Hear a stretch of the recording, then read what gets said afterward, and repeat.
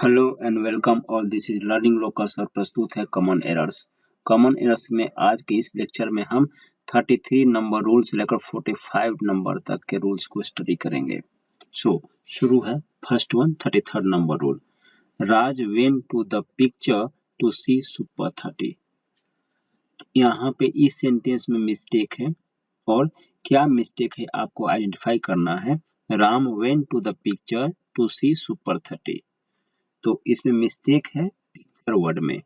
इस picture word का मतलब होता है तस्वीर, लेकिन अगर इसमें एस लगा देते हैं, ठीक है, पिक्चर का प्लूरल तो पिक्चर्स होता ही है, लेकिन एस लगा देने से एक और मीनिंग आता है इसका, और वो है सिनेमा।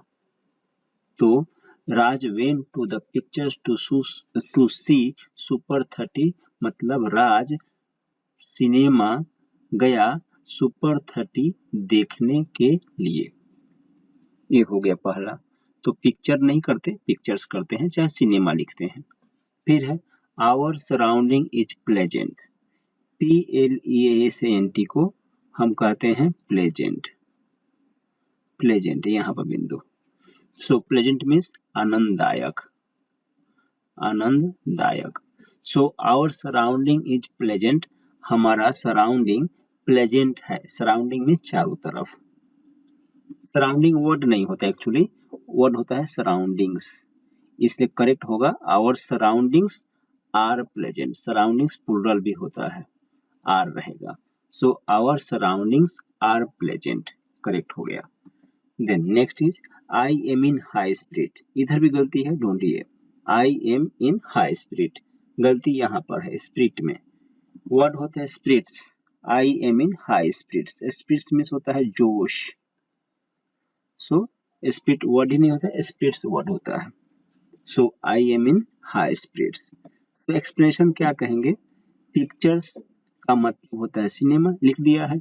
सराउंडिंग्स का मतलब होता है परिवेश या चारों तरफ, और स्पिरिट्स का मतलब होता है मूड, जोश।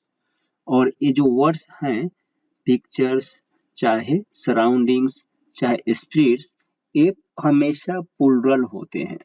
इसलिए भी आप देख रहे हैं सराउंडिंग्स के साथ आर का प्रयोग किया गया है, और यही एक है इन तीनों में जिसका प्रयोग सब्जेक्ट की तरह किया गया। अदरवाइज पिक्चर्स तो ऑब्जेक्ट हो गया है और स्पिरिट्स भी तो एक कॉम्प्लीमेंट टाइप हो गया है। यहाँ पे रूल एक क्लियर हो गया। नेक्स्ट वन, नेक्स्ट है 3/4 of the work is complete. यहाँ गलती है कहीं, गलती कहाँ पर है, गलती है 3/4 में। आंसर होगा 3/4 of the work is complete. 3/4 होगा, हाँ समझाएंगे आपको। 3/4 की जगह पे होगा 3/4। Next one is 1/3 of the work is complete. 1/3 of the work is complete, गलती यहाँ पे कहाँ है, 1/3 में गलती है। सही होगा 1/3 of the work is complete, तो यहाँ पे 1/3 होगा। गलती आपने देख लिया। एक्सप्लेनेशन क्या है, एक्सप्रेशन में कहेंगे कि कोई फ्रैक्शन होता है, देखिए 1/3, इसे कहते हैं, पढ़ते हैं हम इंग्लिश में 1 हाइफन देकर लिखते हैं थर्ड। हाँ, तो जब न्यूमेरेटर अगर 1 रहता है, अंश अगर 1 रहता है, तो नीचे कुछ भी रहे, नीचे जो लास्ट वाला वर्ड लेटर, लास्ट वाला जो होता है डिजिट, उसे पढ़ते हैं तो हम थर्ड लिखेंगे। 4 रहेगा तो फोर्थ लिखेंगे, एस नहीं लगाएंगे। लेकिन यही 2/3 होगा, तो जब न्यूमेरेटर 1 से अधिक होगा तो हम लिखेंगे तो ऐसे 2 और फिर THIRD, 2 रहेगा तो थर्ड्स करना पड़ेगा। कुछ भी रहे 2 रहने पे बढ़ जाएगा, मतलब 1 से अधिक रहने पे अंश के नीचे वाला में एस लगाना पड़ेगा।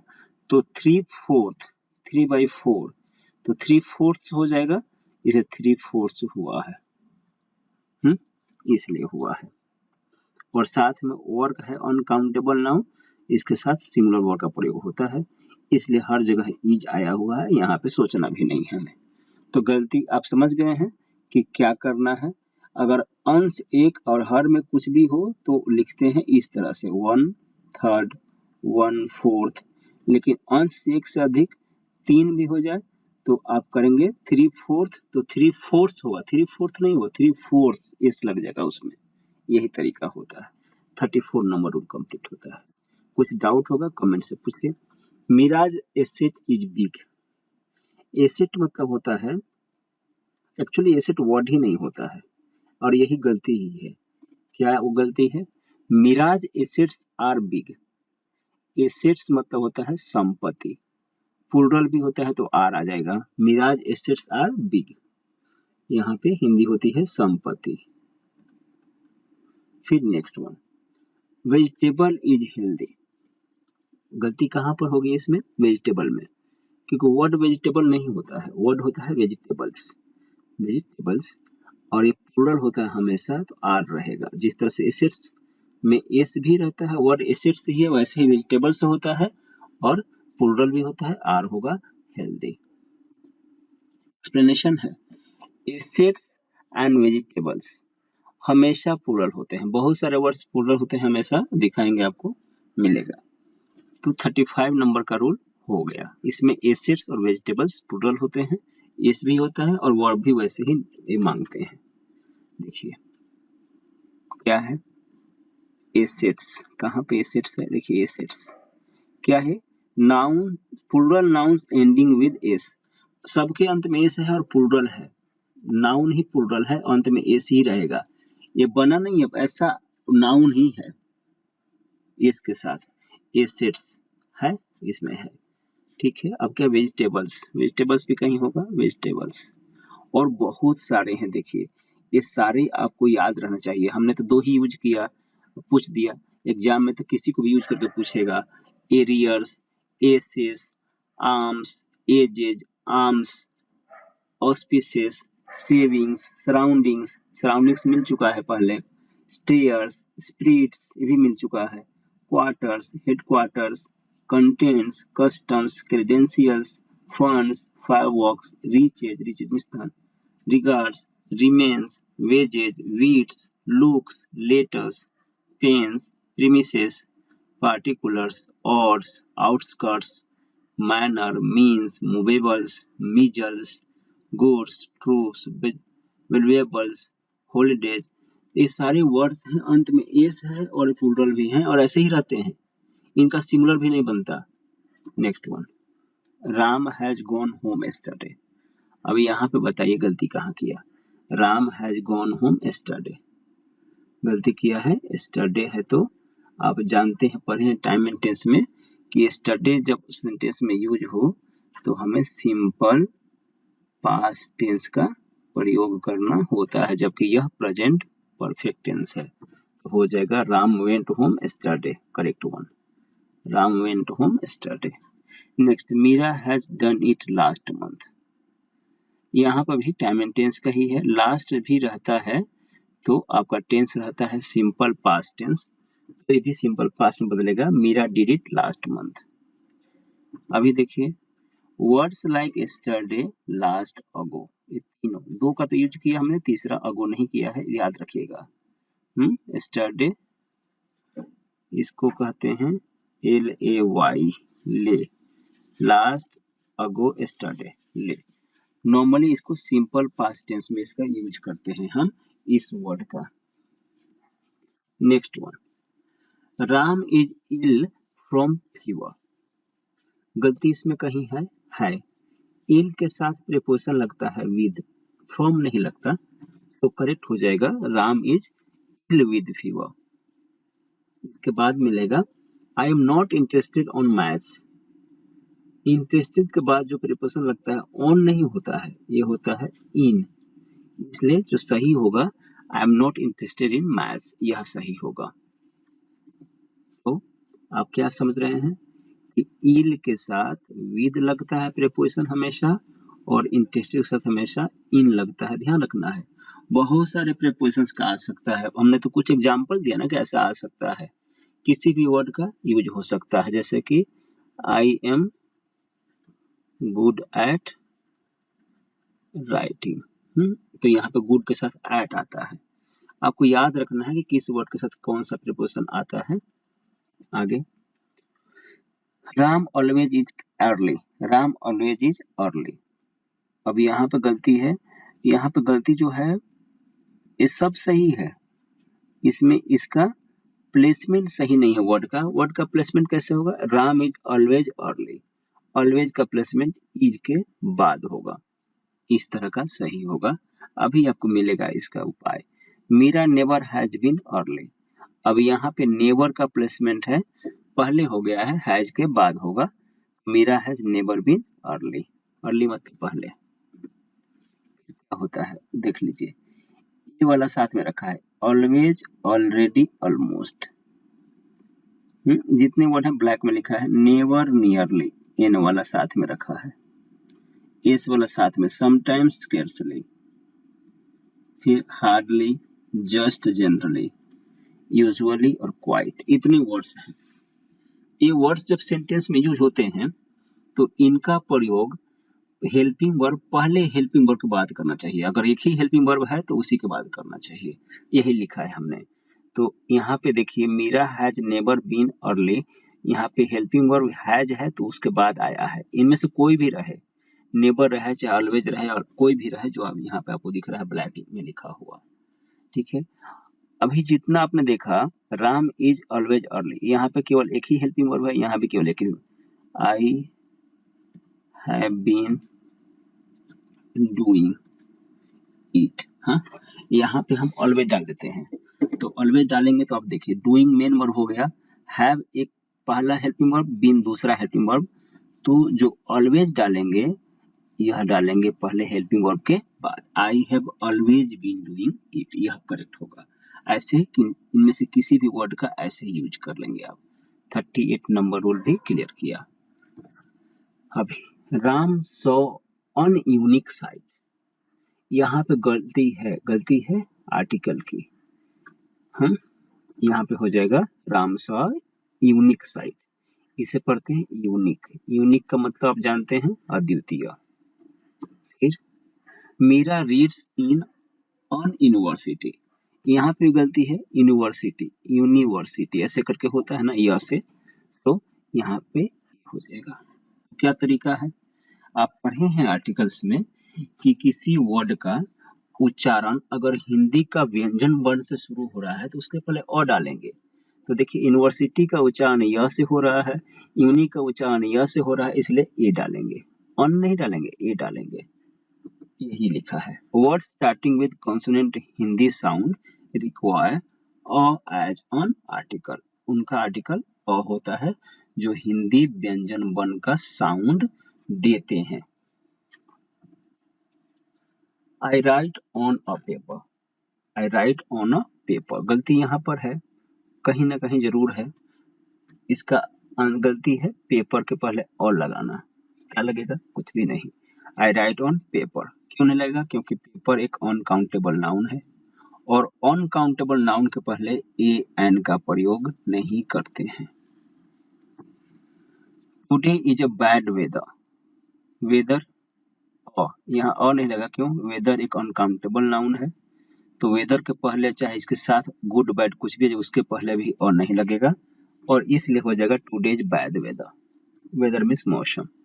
सी टेबल, टेबल देखने को बोला जाए, टेबल कहाँ है, ये है टेबल, देखिए ये टेबल ऐसे वर्ड्स का समूह है जो हमेशा सिंगुलर रहते हैं, ये अनकाउंटेबल नाउन है और इनके पहले ए एन का प्रयोग नहीं करते हैं। क्या क्या है, advice, alphabet, apparatus, accommodation, dust, dirt, arrange किया हुआ है। एफ से फ्रूट, फूड, फर्नीचर, ई से इक्विपमेंट, इलेक्ट्रिसिटी, एजुकेशन, डब्ल्यू से वर्क, वेदर, होमवर्क, ये भी वर्क वर्ड इसमें आ गया है।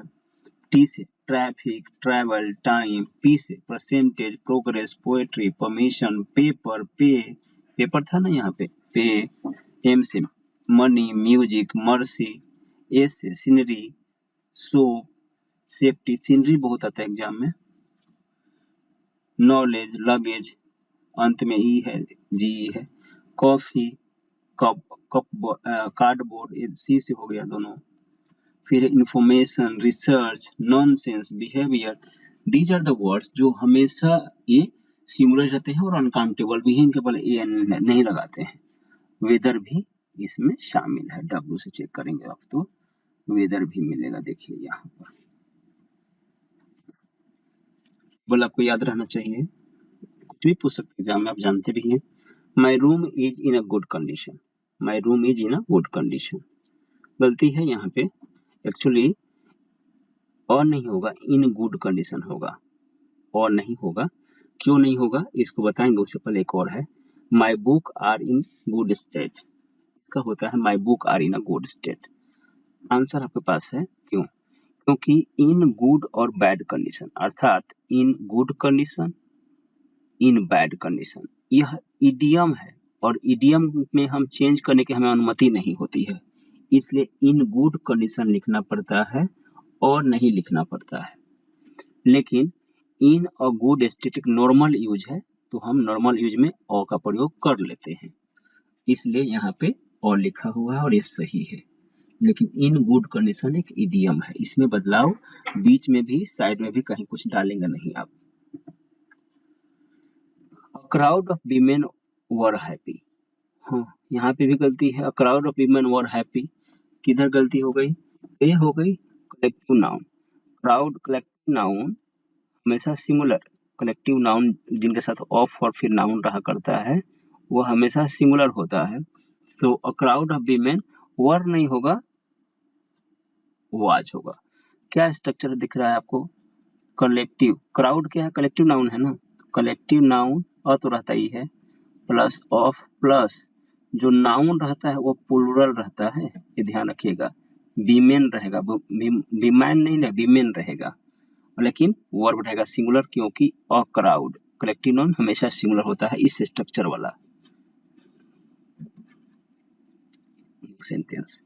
A group of people play volleyball, देखिए ग्रुप ऑफ पीपल हो गया तो प्ले सिंगुलर होना चाहिए, तो प्लूरल है ये, प्लेज हो जाएगा। एक्सप्रेशन है collective nouns are generally singular, वो सिंगुलर होते हैं, स्ट्रक्चर इनका वहां लिखा है, यही लिखा हुआ है, collective noun plus plus plural noun, फिर रहेगा सिंगुलर वर्ब, ये स्ट्रक्चर रहेगा, परफेक्ट स्ट्रक्चर, याद रखिएगा, एग्जाम में ये भी बार बार पूछता है। Now the goods was sold, the goods was sold, गलती हो गई है, गुड्स प्लूरल है तो वर्ब हो जाएगा, गुड्स वर सोल्ड। फिर द रिचेज हैज विंग्स, ये रिचेज मतलब धन होता है, प्लूरल होता है, हैव हो जाएगा। एक्सप्रेशन सी टेबल, देखिए टेबल पहले मिला वही वाला, क्या पे गुड्स है, क्या क्या करें प्लूरल, गुड्स, जी से कहाँ गया जी, गुड्स यहाँ पे गुड्स, रिचेज रिचेज यहाँ पे है, देखिए तो प्लूरल है तो इनके साथ तो प्लूरल वर्ब लगेगा, आपको याद रखना है, देख लिया आपने, दोबारा पूछ दिया। फिर आगे a pair of shoes are mine, a pair of shoes are mine, यहाँ भी a pair of collective noun है, सिंगुलर होना है तो इज हो जाएगा। फिर इसके बाद माई शूज इज क्लीन, तो माई शूज प्लूरल हो गया तो यहाँ पे आर होना चाहिए, हो गया आर हो गया।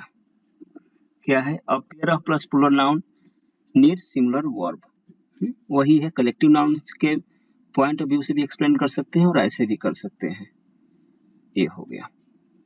Now 44th number, Meera has plenty of opportunity, Meera has plenty of opportunity, गलती है इसमें, और गलती यह है अपॉर्चुनिटीज हो जाएगा, अपॉर्चुनिटी काउंटेबल नाउन होता है, तो Meera has plenty of opportunities, आप जानते हैं, प्लेंटी ऑफ लिखिए, प्लेंटी ऑफ, चाहे लॉट ऑफ, चाहे लॉट्स ऑफ, और भी बहुत सारा चीज है।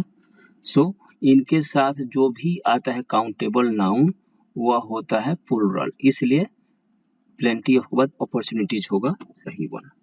फिर है India, Meera has plenty of rice, Meera has plenty of rice, a rice, rice क्या है? अनकाउंटेबल नाउन है, तो राइस में देश लगेगा नहीं, यह बिल्कुल सही सेंटेंस है, जैसा है वैसा ही, बिना किसी गलती का है, सही है ये।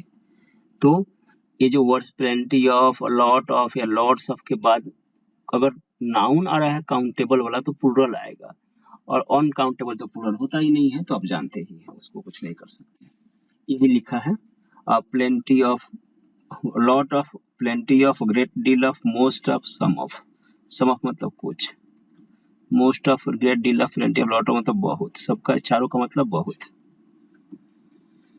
रूल नंबर लास्ट, बहुत इंपॉर्टेंट है, ध्यान दीजिएगा इस पर। America was invented by Columbus. America was invented by Columbus. इसका सही है, America was discovered by Columbus. देखिए, किसी थिंग का इन्वेंशन होता है, किसी थिंग का, लेकिन किसी जगह का इन्वेंशन नहीं होता है, खोज होता है, खोज। इसलिए डिस्कवर्ड हो जाएगा। अमेरिका एक जगह है तो इसलिए इन्वेंटेड नहीं, डिस्कवर्ड हो जाएगा। दूसरा अलग है, देखिए, Meera gave the examination. Meera ने परीक्षा दिया, आप इसका मीनिंग निकालेंगे यही। ये करेक्ट सेंटेंस नहीं है। मीरा अपीयर्ड एट, चाहे सैट फॉर द एग्जामिनेशन, ऐसा होगा। मीरा अपीयर्ड एट, गेव नहीं होगा, गेव की जगह पे अपीयर्ड एट होना चाहिए, और नहीं तो सैट फॉर होना चाहिए। याद रखिएगा, क्या क्या, अपीयर्ड एट या सैट फॉर, जल्दी लिखना पड़ता है, ये रहेगा, गेव नहीं होगा। ध्यान रखना है आपको, सब अलग अलग। अभी Ram gave a speech, speech नहीं दिया जाता है। राम मेड अ स्पीच, चाहे डिलीवर्ड, डिलीवर्ड भी लिख सकते हैं, Ram delivered a speech. Made होगा, गेव नहीं होगा। गेव तो किसी वस्तु को दी जाती है, स्पीच तो वस्तु है नहीं। फिर है प्रयास मेड अ लेक्चर। प्रयास ने लेक्चर मेड, मेड मतलब दिया, आप समझेंगे, होता है यहाँ पे गिव। प्रयास ने एक लेक्चर दिया। डिलीवर, अच्छा ठीक है, ये देखिए स्पीच भी लेक्चर जैसा ही है, लेकिन स्पीच के साथ लगाते हैं मेड, ये ध्यान रखना है हमें, और लेक्चर के साथ लगाते हैं गिव, हाँ, चाहे डिलीवर, याद रखिएगा।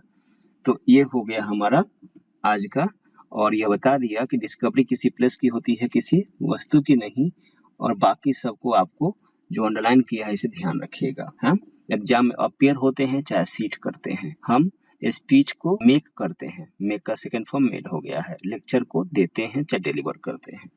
यही है आज के लेक्चर में। Thank you very much.